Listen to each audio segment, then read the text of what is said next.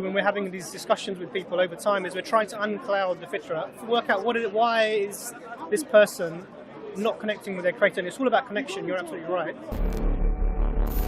The thing you mentioned earlier, consciousness, where does it come from? I can't just accept that it's just accidental. It must be from somewhere. So the journey has to have an end, a goal. There has to be an end game.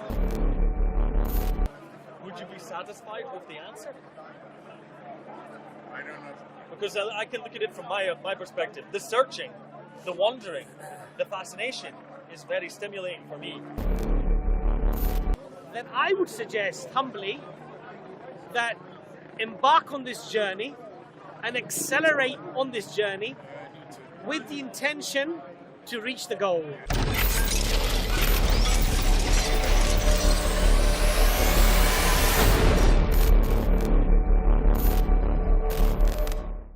More than the differences, and I see some similarities. Some people might argue, because I would like to say that both of you believe in a creator, and you believe that the creator is responsible for our creation and has given us free will, and if we follow the path of the creator, then when we pass away, we will be with that creator. I try and look at the similarities. I know there are a lot of differences. So, and the thing that I wanted to understand is the notion of the fitra. Because, like I say, I'm not a Muslim, as you know, and I'm not a Christian, but I believe in a creator. So that kind of ties in with the belief that there's a fitra that might be, I don't know, could be an instinctual thing that the creator has put in me, or in, but the closest I've come to from doing research was when I came up with the fitra. And I wanted to know more from the fitra. If Allah puts the fitra in us, what then makes us stray away from Allah? Great question. Because if He put it there, so it should then just guide us all to just follow His path. So I don't know, is it the free will that suppresses the fitra? Is the free will working against the fitra, or is free will part of the fitra? And I thought, just check and ask. So when you said you're not a Christian and you're not a Muslim either? No. Okay. So in terms of so what about yourself? What's your name, sorry? William. William. What's your name? Preston. Preston Imran. Nice to meet you. So you said that you've done a lot of research. So you said you arrived at the fitra. How did you get to arrive at the fitra? Well, the combination of things here, talking to various Muslims, reading, and I would always hear Muslims say, when I was doing research and when I spoke to Muslims, they would say everyone is born a Muslim. And then I remember from Christianity, talking about God creating man, Adam, Eve, and then God giving us free will, but then putting within us knowledge, which links us with the belief in the creator. But then I hear about free will, and then we all stray away. So I'm like, are they working against each other, free will and the fitra, or are they one and the same? It's a great question. It's probably more than I can. I'll try my best to sort of try and give you my view on it. So the fitra just means natural inclination or a natural disposition, and what it is towards is the idea that there is a creator. That's the main part of this fitra, that we instinctively know that there is a creator. And alongside that, we get from the fitra, we get also some basic concepts of morals. So we know killing is wrong, and some of these things, they come automatically to us. What you would call your conscious, in the sense that when you're about to do something bad and you get that feeling, this isn't right, I shouldn't do this. That's your fitra rearing itself. Now, your fitra itself doesn't have any power as such over you. It's just like a sixth sense, almost, if you like. Yeah? But where it comes from, there's lots of different explanations. But the one that I find sort of a little bit convincing is, initially, when Adam was created and before human beings were put onto the earth, all of the human beings that ever were going to be born were taken from Adam, and all that progeny was put before the Creator. And the Creator said, "Do you testify to us? Do you testify? So this is pre-existence on here. Do you testify that I am your Lord? And we testify that you are our Lord." So that knowledge of the Creator is innately then within us. It's innate. Now, then we have we're born on the earth, And you're born on the earth, you're born in different states. So I could be born into a Muslim family or a non-Muslim family, in a rich family or a poor family, or in a state where my last consideration is religion. So I could be starving, suffering, other things like this. Or I could be in a state where I could be born into an atheist family, and from the beginning I'm sort of taught to disregard these myths and stories. And what can happen over time is your fitra becomes clouded. Yeah. It's like there's the sun, and then this cloud goes over the sun, and the sun is still there. Some of the light is coming through, but the clouds a little bit obscure the detail of it. And what we try and do when we're having these discussions with people over time is we're trying to uncloud the fitra, work out why is this person not connecting with their creator. And it's all about connection. You're absolutely right. Why is this not happening? And it's many reasons. So some people have had some sort of traumatic experience. They've lost a loved one, and then they maybe subconsciously blaming the creator for that, or there's some other suffering that's happened to them, or they've seen suffering in the world. Why are people starving? And this is one of the common questions that makes people think, well, maybe the creator doesn't exist. But if you must have come across the studies that talk about, if you look at children, they will automatically look for agency or some sort of thing that's controlling everything in the world. It's almost like they have an innate belief. I can't remember. I think it was a Cambridge study. I don't remember it, so I won't quote it. But I think it's quite clear that this fitra exists, and it's really like a compass. It's designed to bring us back to that one God, but it can be easily clouded over. It can be clouded over. And really, the whole point of life is to try and uncloud it, and that comes through research, through experience, talking to people, and then coming to that conclusion that the information I'm being given is accurate. I can trace it to a divine source, that the creator exists, and then you try and establish that connection with the creator. And once you do, so we believe as Muslims that there's two types of guidance. So one guidance is, we call it irshad, which is really what the messengers do. God has given them a message, and they come and they give that message to you. So all the people here who try and talk to you about a specific religion, they're doing that type of guidance. They're saying, look, the Quran is like this, it's got this information in it, it tells you to do this. It's called irshad. Irshad. The second type of guidance is once you come to that conclusion yourself, that yes, I accept that there is a creator and this information is from him, and then you believe that, God puts what we call faith in your heart. That's called tawfiq, the guidance of tawfiq. And that guidance is the one that when the faith enters your heart, and then you become a believer.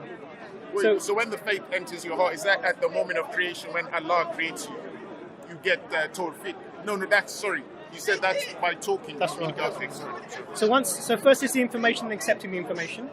Once you accept the information, then God essentially gives you the faith. It's having that faith within you. And that's a process. So life is a process. So you're in the searching phase of that process. I'm still searching. And you're going to get to a stage, hopefully, God willing, where you decide, okay, I believe this now. I accept it. I can't reasonably doubt this now. I believe. And then at that point, when you accept it, the Creator will put the faith in your heart. And so ultimately, we don't believe I can't change you. I don't believe that. It's going to come between you and your Lord. So your part of it is to be sincere to the information that's given to you and try and research that. And then that spiritual connection comes when you accept it internally. So I may not even know that you've accepted it. I met a brother. He was 25 years old. This was in the, when would that have been? In the, how old would he have been then? So I met him when he was 85. When he's 60 years prior, he goes, I was in India under British rule, and I owned lots of land. And I would see my Muslim servants, every now and then they'd go off, and I knew, okay, they're going to pray. That's all I knew. I didn't regard them, I was looking down on them, but I didn't regard them as anything significant, didn't think their religion was important. 60 years later, he goes, what they do, let me have a look. He's in a different stage of his life now. He's looked into this, and 85 years old, he becomes a Muslim because of something he saw 60 years ago. 60 years ago. So that was his journey. So everyone has their own journey. No one can make anyone become anything. All that we can do is say, this is the information that's provided, and that's what you do. And the fitra is really, our discussions are really about trying to uncloud that fitra, to let you establish your connection with your Creator. That's our approach to it. So I don't know if that was... That was helpful. I mean, I dragged my friend there. Okay. What do you feel about that? Are you a Christian or a... No, I don't subscribe to any religion? Any belief. spiritual journey, like we've been saying. Similar to a conversation we had last week, or maybe a week before, when you were asking me, when I was saying I felt this inner drive towards a course of action, and you were asking me, what is that? Where does it come from? Where does it? And I say, I don't know, because I don't know. So that's my take on that. It's a certain perspective on life that you can use. I mean, that's all I can say, really. One thing I can say is about you mentioned something, a drive for people to see agency within things happening in the world. You could take that a multitude of ways. You could say it's indicative of a creator, like some people believe, which is fine. Or you could look at it in a certain other angle, which is the one I might put forward, which is like this, is that in our past, most people's belief systems were animism, about the natural world being full of spirits and alive.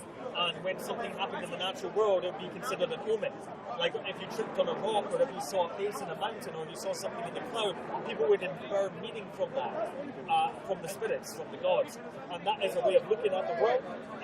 Humans do this instinctively. They want to see agency within the world, and whether it actually has it or not, I don't know. Some people say yes, some people say no, but I don't know. Is that it's what you mentioned about instinctively? Yeah, that's it. Where is it coming from, though? That's the thing. Because we had that discussion, because we agreed on, yet the instinct is there. Yes. But it was trying to find out where it was coming from. Yes. And that was when I was then looking at what Muslims were saying about the fitra and what Christians were saying, and even, I think, some Buddhists. But it's like there's an origin for that instinct. Yes. And that's what I'm desperate to find out. I could give you a biologically reductive answer. It's probably not going to satisfy you. Let's hear that, William. Well, there's a possibility. This is an idea that came to my mind. It's not my idea, but there's an idea. It's that the instinctive drive to see agency within the world it can help your survival, right? Especially as when people do actions, we infer motivation, right? When somebody looks at you a certain way, or somebody greets you in a certain way, we try to infer what's going on. There's a subtle dynamic, whether it's friendly, whether it's hostile. You know what I mean? If you meet somebody and you shake hands with them, they can look at you like they don't like you, and you can feel that. You're sensing agency from something you feel. There's a thing called anthropomorphization. Well done. It's where I don't want to do that again. It's where you look in a rock face and you see a face. This is the human brain looking for patterns. We look for patterns in the world, and you say, why? Because patterns allow us to infer cause. And if you can infer cause, you can plan the future. You can say, well, I've seen that animal before. It's got red and black stripes. That means it's poisonous. I want to stay away from it. That's something like a wasp or something, or a snake or something like that. That inference of patterns can be equated to survival. That's a possible reductive solution. If you like it. For me, I appreciate the reductive explanations. But for me, when I see that, there's a few things about that that's interesting. When we try and explain instinct, we fall into sort of some difficulty, because if you take literally a day-old chick who's never had previous experience before, because you're talking about how experience leads us to find patterns. And if a fox-like creature walks by, it knows to freeze and to duck, and they'll find cover. And biologists say this is an instinctive, hardwired instinct. But that's not an explanation. It's just putting a label on something that we don't know. We don't know why it's there or how it's there. But there is within that creature that innate knowledge that if this big shadow that's going by is going to be somehow dangerous and I need to freeze. And you see that literally from the point of birth, they will do this. And this is a natural instinct that is not based on experience or patterns, because it's too early. I do have a little bit of knowledge of new science that would contradict that. Okay. My purpose here is not to just contradict your views. You can believe whatever you want, man. It's not my business. No worries. I just want to see if I can provide another sort of solution to something. Just as a side note, my personal standpoint is that I don't know anything about the world, and I think there's far more things happening than I understand. So we probably have the same standpoint. I don't like making everything biologically reductive. I personally don't like doing it. Although I think a lot of the times it might be right. I think there's more going on in the world and reality than I understand. So I'm open to the possibilities of gods and creators, all sorts of things. Absolutely. Now, there's a really interesting bit of science that's talking about genetic memory, about how they had rats, and I can't really remember it exactly, but it's that they made the rats. That was it. It was the smell of the flower, a flower from a tree. They put them in a cage, special cage, and you put the smell of this flower, and then they electrocuted the floor. So they were getting pain associated with the memory of the smell of the flower. And then the rats had baby rats, and they had the same effect. They'd never been electrocuted, they'd never smelled it before, but it was meant to be passed down through their DNA. It's really interesting because this can account for genetic memory of people having a feeling of their ancestors, of things that have happened before that they've never experienced, that builds up our behavioural adaptation. It's really, really interesting. No, I really understand that. I think we it spoke about it 2 weeks ago. It doesn't rule out God, by the way. It's so genetic memory, as you right. said, Yeah. which is fine. But then we then push forward and say, who is the designer? That genetic memory within it. Right, you could say that if you like, yeah. You know this idea of genetic memory, it's really important that when these ideas are put forward that they come within a reasonable mechanism. So as far as we know, memories or thoughts don't cause DNA changes. Well, this is the new science saying that it does. So that would be, where was that from? Because I've never... I heard it a few days ago. I can't quote it for you. Yeah. I've heard it. If you're interested, we should look it up. I will look it up. It's very interesting. But the reason I bring this forth is not to deliberately discredit ideas of creator gods. It's just to put an explanation. I don't think it really forward. changes. I think it might explain the chick, but it doesn't explain the Fitra, because this is I think something a bit bigger than that. Because what we see, I mean, you talked about animism and these things in previous communities, but what all this points to is that from as far back as we can go, even if you go back to culture, Neanderthal culture, which we're aware of now that existed, you see some sort of spiritual aspect to their culture that we think is spiritual anyway. Yeah, right. But what that would tell you is that from the beginning, man has been God-seeking. That's all for me. That's all it would say. It doesn't account for why the God-seeking is there, and I would say that the Fitra is a good explanation for that. But this is all layered. So we're just taking the term from the Quran or from the Hadith, and we're giving that an explanation to that. This is based on the previous discussion about establishing whether the Creator exists and the verifiability of the Prophet Muhammad. Was he sincere? Was he truthful about what he was saying? Oh, right, yeah. And all of these things. And when you compile these things together, for me as a Muslim anyway, because until I was about 18 or 19, I was a Muslim because my mum and dad were Muslims. Yeah, right. But then I started to do my own reading and searching and finding, and then I established for myself, I accept this. And then I wasn't a Muslim because my parents were Muslim. You see similar journeys in people from other religions. So Hamza, who's normally here, he came from an atheist background and established for himself that, yes, I accept this and I believe this. So our journeys are all different. But really, it's all based upon a layer of things that make you arrive at a point. So that's interesting. So free will wouldn't work against the Fitra? Not at all. Oh, that's interesting. In fact, if you think of any system where you're going to be morally judging a creature, right and wrong, you have to give them some ability to make a choice. So, if not a complete free will, there must be some aspect of free will that they have. For example, I wish I could fly, I can't fly. So my free will is limited, right? But there are some things I can do. I can choose to drink this alcohol or not choose to drink it. Whatever I might be doing. So free will is necessary for there to be a judgment. That's right. I've came to the same conclusion myself. So in our religion, the Prophet is saying that the pen is lifted from 3 people. And what that means is that their deeds are not written down. The sleeper until he awakens, because you don't know what you're doing when you're sleeping. The child until it reaches the age of understanding. So children are not held accountable for their actions. And the one who is not able to reason, so the insane. So imagine you get someone who's schizophrenic, who's hallucinating. For me, he may be in a better spiritual position than I am, because he's not in an ability to make decisions that he can be judged upon. And I may have made loads of mistakes, do you understand? So we have to have moral culpability. Only way we can have that is if we're free to make our choices. So the Fitra is there, we have our free will, and then we have to interact in whichever circumstances that we're in. So depending on your circumstances, if you come from a background where someone is teaching you and telling you this information, you get to a stage where actually there's no other option for you to either accept the truth, that you accept this and follow it, or to reject it, and you're judged according to that. If you're someone who's never heard of anything, and all you know is whatever's in the Fitra, as long as you come to a reasonable conclusion that this tree is not God, the sun isn't God, you'll be judged according to your level of knowledge. So in the Quran there's a statement that says, we do not punish your people until we send them a message. Do not punish the people till you send them a message. So if the message hasn't come to you, you can't be held accountable for not following it. Really? Yeah. So we don't believe that there was only a line of Jewish prophets or the prophet or Arab prophets. We believe that every single nation throughout time has been sent messages. The Prophet told us 124,000 prophets.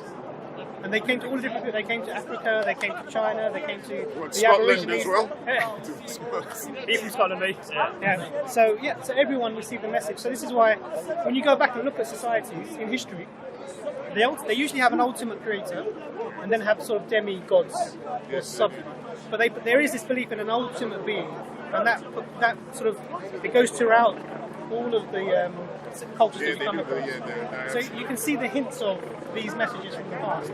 We're just aware of a few of them, the last and the few that came before. So about 25 of them are mentioned, but there were thousands and thousands because we're all human beings. We're all, we believe, equal in God's eyes, and we all deserve to be given the message. It shouldn't come by one specific race or people. Or it shouldn't be that way. It should be given to everyone. So you said that. Do you believe in a creator, William? I can't say the word believe, to be honest with myself. So I'm not sure how I can say it very easily. I don't know. I don't know if there's a creator. That's all I can say. I'm not sure if it's more likely or less likely. It's not a very satisfying answer, I know, but that's the honest. How have you arrived at that sort of position? What sort of led to that? Well, I've had various experiences. You could call them spiritual experiences. And in any case, looking at the complexity of the world and reality, I studied as a biologist, and now I'm very interested in philosophy. Just trying to understand the mystery that's life. So the more I look into it, the more it seems perplexing in a certain sense. Like things get more and more complicated, and I realize that there's more I don't understand. That's it. So I haven't had something really that said it's absolutely going to be that. It's more like, I learned this, I learned I don't know that. Yeah. You know what I mean? That's it. Those are the kind of conversations I've had with him and another guy, because like searching, trying to get to A point.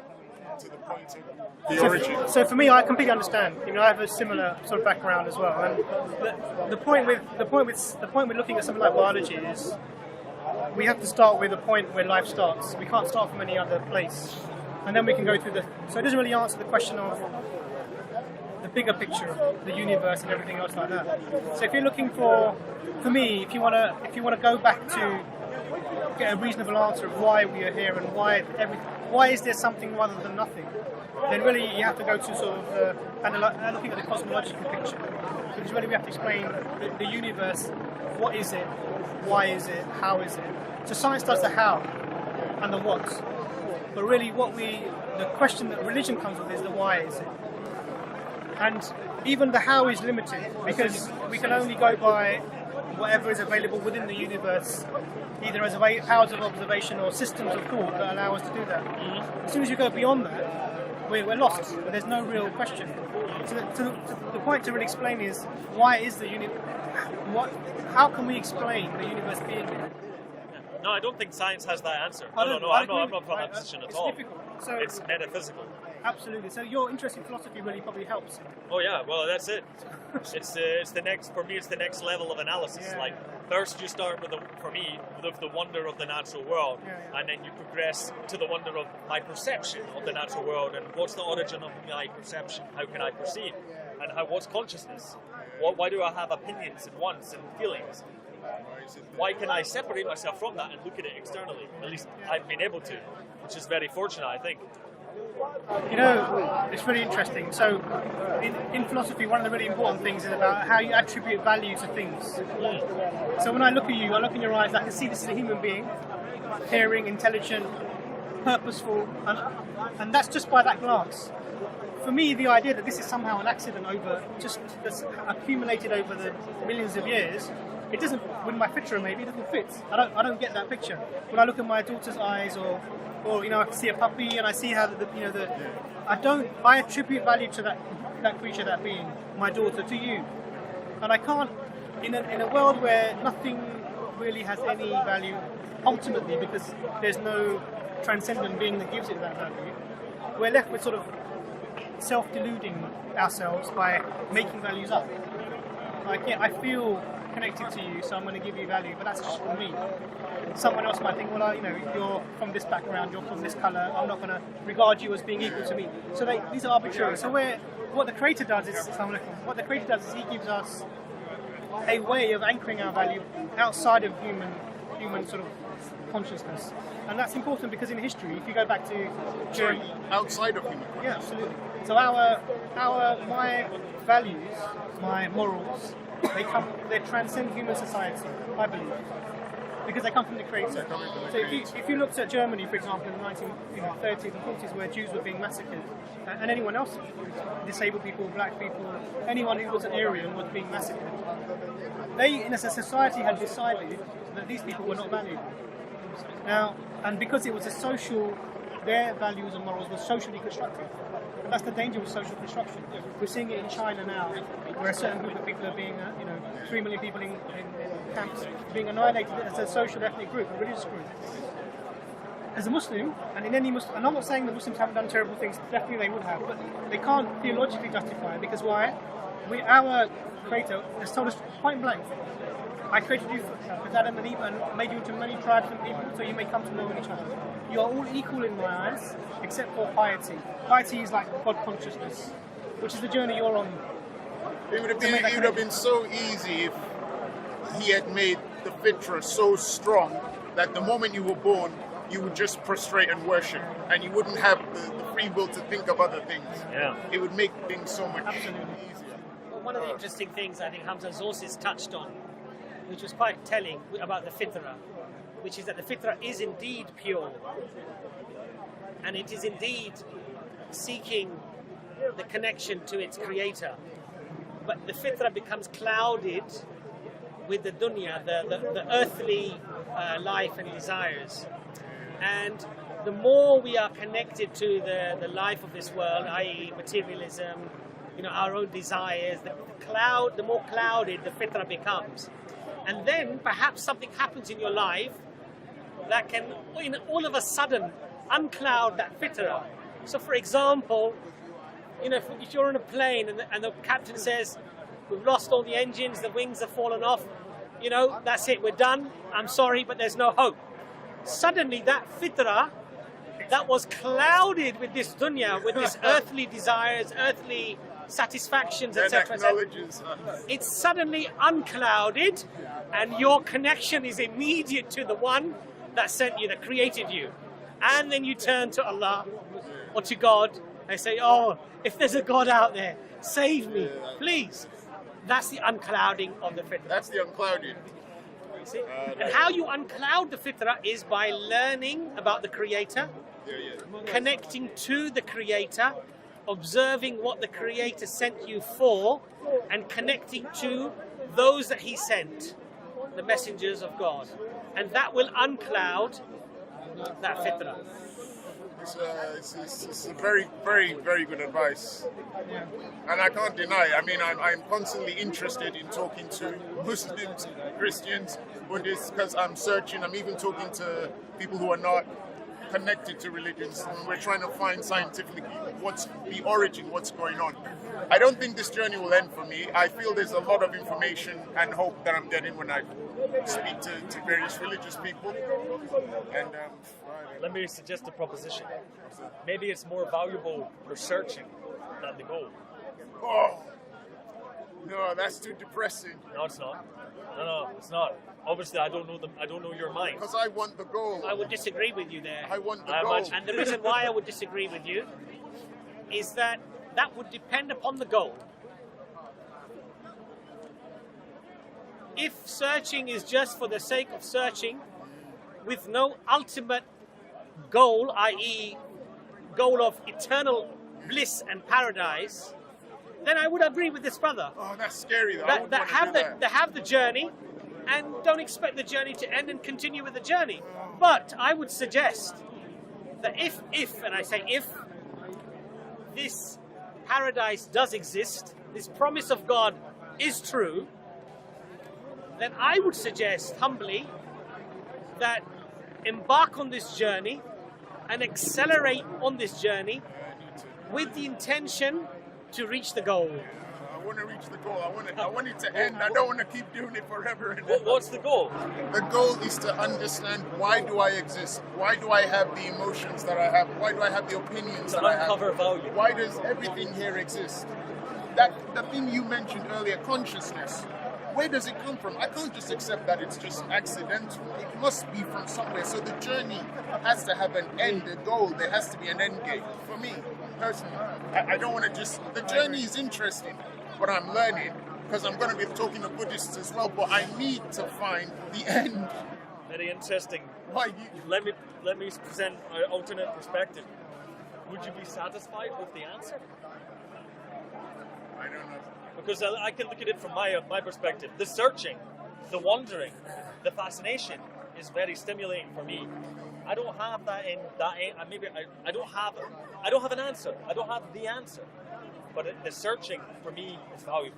Maybe for you, you have different feelings. No, the searching is valuable like me, but there has to be an end. But I would suggest... For you, will there be an end? I'll touch on that. I've had spiritual experiences. I've had intimations about what I've seen, and I don't think this is the only way of living. I think there's other realms of existence, right? But that's a whole other can of worms, right? But present it like this. You've got awareness now. We're aware that we're alive. We're aware that we're thinking. Now, imagine for a second that on the point of death, your awareness ceases to be. Then you are no longer aware of being aware. Therefore, you should not fear death. Because you've got no wants. You've got no desires. You don't want bliss. You're not scared of agony. It's gone. That's a potentiality. Obviously, in the religious spectrum, it's not like that. They have heaven and hell and such. But in another way of looking at it, it might be one when you reach death. That's it. You have nothing to worry about. It's non-awareness. So the searching will end there. Perhaps. I don't actually think that's the case. I don't think that's the case. But it's a possible answer. But imagine, I'm going to give an analogy of the searching without a goal. So if somebody, imagine you're a prospector and you're digging, and your prospector's digging for gold. And someone said to you, look, if you dig over here, you'll find a rich rain of gold and you'll be rich beyond your dreams. And you say, you know what, I'm not interested in getting the gold. What I'm going to do is I'm going to go over there, even though there's nothing to be found there, but I'm going to dig for the rest of my life. I think one is purposeless and one is purposeful. And I think any inquiry we make, we should do it with a means to an end. Because the journey is means, and we have to get to an end. Make it a good means. I mean, we're told that the ends does not justify the means. You can't do anything bad to get to a good goal. You have to do it in the right way. I believe that. Absolutely. So that's in a reasonable moral position to take. Many people don't. Absolutely. So digging and searching, it means that you're searching for something. Searching for the sake of searching actually means you're not searching. You're just... That's a way of looking at it. Absolutely. So because you negate the word even because you're not actually, there's no end point. You're not actually going to find anything. So searching isn't the right word. It's almost like passing your time. I'm scared though when you guys mention that. Could I be? I hope. Pray I am not subconsciously just searching for the sake of searching. I don't want to be doing that. No, I genuinely want to get to the end of this. So the other proposition that you gave was your consciousness could end and that could be it. Yeah, right. But what's the flip side? So if you lived your life and when you die your consciousness ceases and there's nothing beyond that, then it doesn't matter what you did in your life really. Ultimately there's no value in anything. Whether you were good, whether you were bad, whether you looked up. There's a counterpoint. Sure.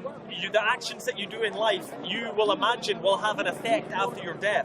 So if you live a good life, it might affect people that you cared about in life, and their life will continue to be better because of that. Sure. So you could look at it that way. But then ultimately they will die as well, and whatever they experienced or not would again be unvaluable or have no real meaning.